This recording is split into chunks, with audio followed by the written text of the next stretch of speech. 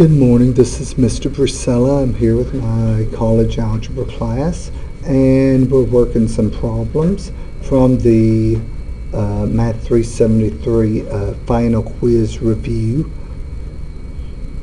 Picking up where we left off, number 6 is another inequality, which means we'll use the cut point method.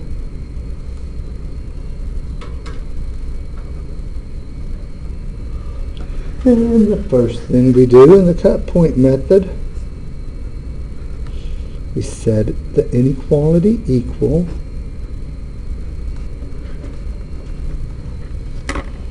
what do you think I'll do to solve this equation? Multiply by x minus 6. Okay, I'll multiply by the denominator x minus 6 to cancel out the fractions. X minus 6 is canceled, leaving us just x minus 3 is equal to, here, 3x minus 18. 3x minus 18, I agree. And I think I'll move this x over to the right. 3x minus 1x will give me 2x. 2x equals, adding 18, what am I going to get? Negative 15. Okay, wait, I'm moving it over, so that's going to become a positive 15. Negative 3 plus 18 gives me a positive 15. And then Divide by 2. divide by 2 to give us x equals 15 halves for my solution cut point. Looking at that original inequality, how am I going to label the solution cut point? Open or closed? Open. Open, I agree. There's no equality. This solution cut point makes the left side equal the right side. There's no little horizontal bar there for being open, for equality, so we're not going to shade in 15 halves. The second step, denominator cut points. We ask ourselves, when is the inequality undefined? Well, we know when a fraction is undefined. Right? When is a fraction undefined? When there's zeros on the bottom. When the denominator is 0, so we don't want the denominator to be 0. That means x cannot equal 6 for our denominator cut point. Denominator cut points are always labeled how? How will we label this denominator cut point on a number line? Open. You never want to include a number that would give you a denominator of 0. So open as well. Third step, draw a number line.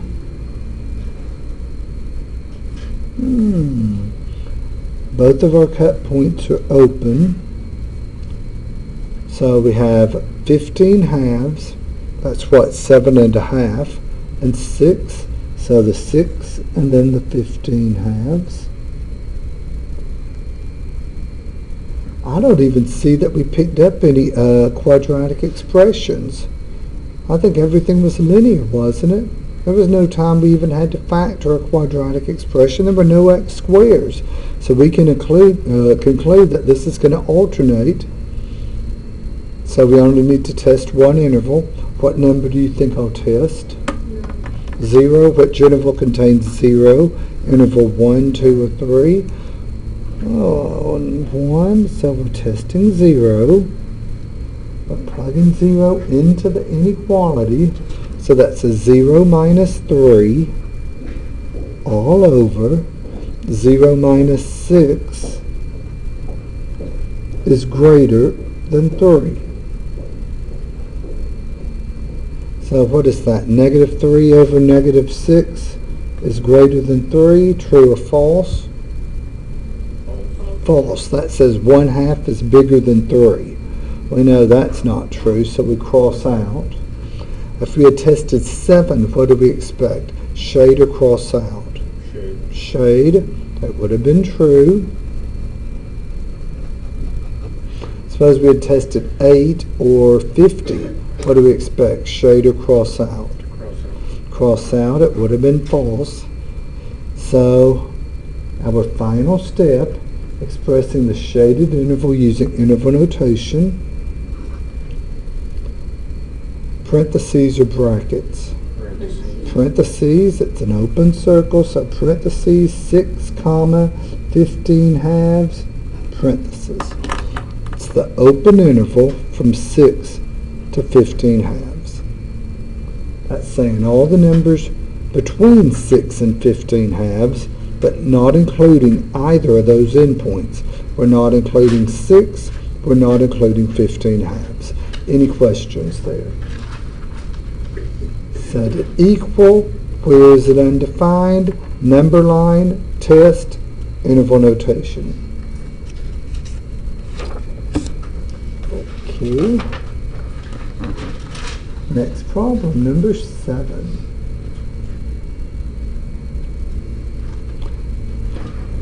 Given the function f of x, defined by f of x equals x plus 19, find each of the following. Okay, first of all, f of 0. F of 0, that's saying go to your function f, and wherever you see a variable, replace that variable with 0. So we have a 0 plus 19, which just gives me 19. F of negative 2. That says go to your function f, and wherever you see a variable, replace the x with Negative 2. So you have negative 2 plus 19, which gives me a final answer of 17. I agree. F of negative 7. That says go to your function f, and where you see a variable, replace it with Negative 7. So we have negative 7 plus 19, which gives me a positive 12. F of 6. We go to our function f, and where we see a variable, replace it with. So 6 plus 19 equals 25. Last one, f of x plus 5. F of x plus 5. That says go to your function f, and where you see a variable, write in x plus 5. So in place of that variable, we're writing in the x plus 5, but we still have that plus 19 stuck on there. So what's that going to give us as our final answer? We'll have x plus 24. Any questions there?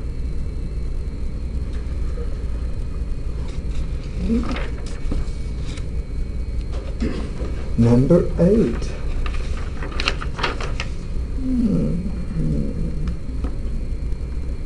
Find the slope of the line that passes through the given points. So they're giving us two ordered pairs, and they want us to find the slope of the line. I remember in general terms, well, first of all, you see the letter. I was going to ask, what letter do they use to represent slope? Well, there it is, M. They're showing you. But I remember in general, we said that the slope of a line was equal to rise over run.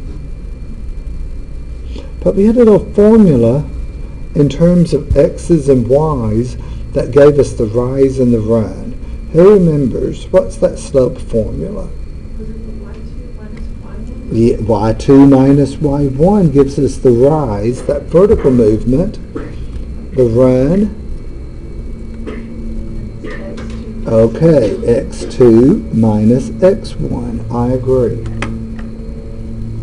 And they gave us two ordered pairs, the points 7, 5 and 9, 8. And just for consistency, I think I said that the first ordered pair I write down, I'm going to label x1, y1. The second ordered pair I write down, I'll label x2, y2.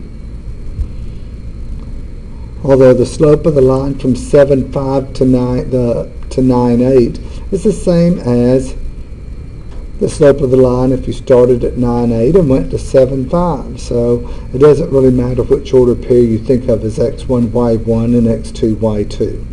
So using our formula here, 8 minus 5. okay, 8 minus 5, and on the bottom here, 9 minus 7, to give us a slope of 3/2.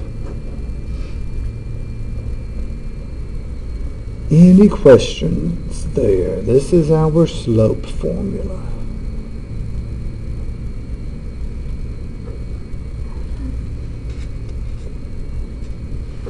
Okay, let's see.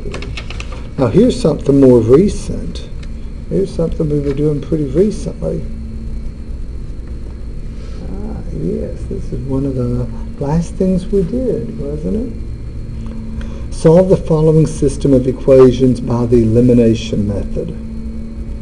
We're solving a system of equations. That means we're looking for the point or points of intersection. So let me recopy the problem. One line is 4x plus 4y equals a negative 12. The other one is 4x minus y equals a negative 2.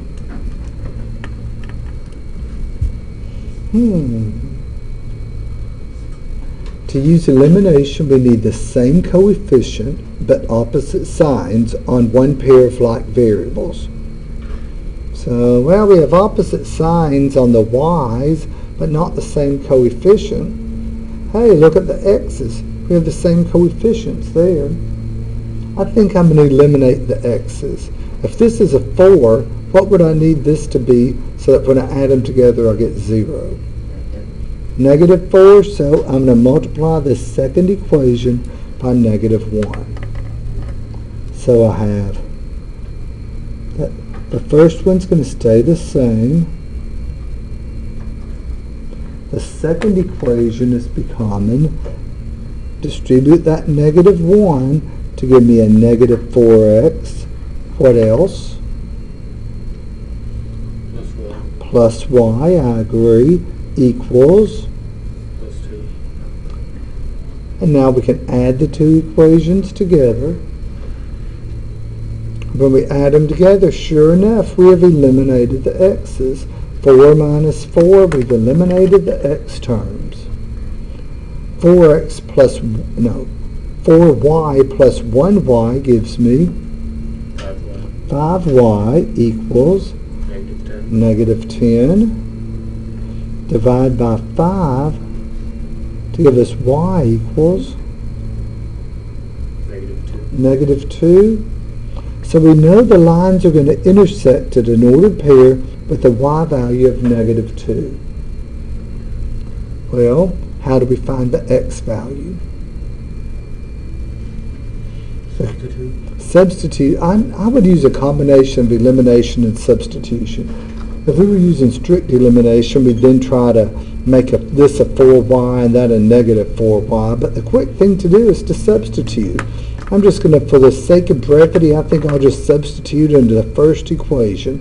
We have 4x plus 4y equals negative 12. We're going to substitute into the second equation, but the first equation is what I'm using. We're substituting a negative 2 for y. So we have 4x plus 4 times negative 2 equals negative 12. So that's a 4x here. Negative 8. Oh, this is working out nicely. I'll move that 8 over. Negative 12 plus 8 will give me here.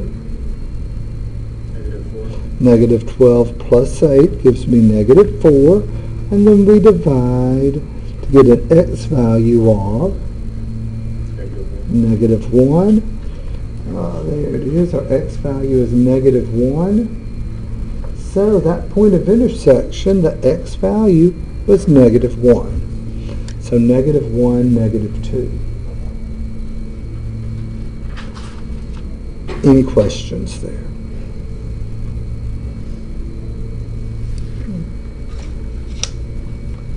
Number 10.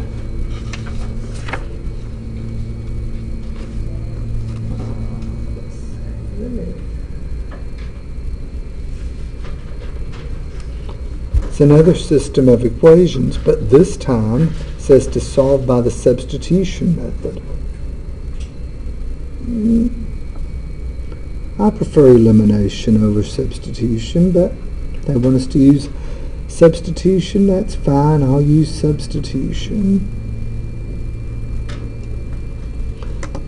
When using substitution, you have to solve for one variable in one equation, and I highly recommend, if you can, choose a variable to solve for so that you won't have fractions. With that in mind, which variable in which equation do you think would be the easiest to solve for? First one. The first equation, what do you want to get by itself, x or y? Y, I agree. That's the smart thing to do. Because you already have that 1y there, just subtract 5x to give you 25 minus 5x. And then, like the name implies, we're going to substitute this stuff in for y in the other equation. So we have 8x minus 4, replace the y with that 25 minus 5x is equal to 12. So we have 8x, that's a minus 100, negative 4 times negative 5x, that's a positive 20x equals 12.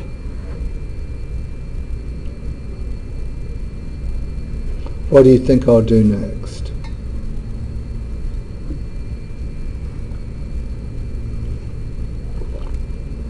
Oh, by the way, I should tell you, if y'all spot me making a mistake, you tell me immediately, because I'm recording this, and I'll just go on along. And so, what will I do next? Add 100. Add 100, so you're moving this 100 over here, I agree. 100 plus 12, that gives me 112. And what about the x's? 8x plus 20x, that's 28x. And then divide by 28 to give us x equals, what's 112 divided by 28?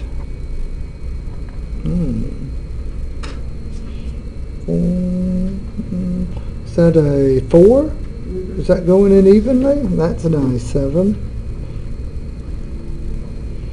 Yeah. But 112 divided by 28 gives us a nice round 4 for x. What do you think we need to do to find y? Plug in 4. Plug in 4. I'm going to plug in the 4. Since I'm trying to find y, I'm going to plug it into the equation that's already solved for y. I could use one of these, but that'd just be more work. Take the 4, plug it in up there for x to give us y equals 25 minus 5 times 4. That's 25 minus 20, I agree, to give us a y value of 5. So these lines intersect at the ordered pair where x is 4 and y is 5.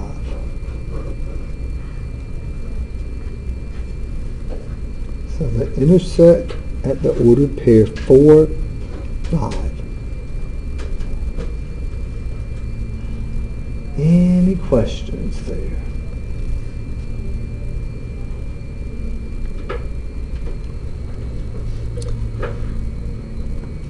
Okay.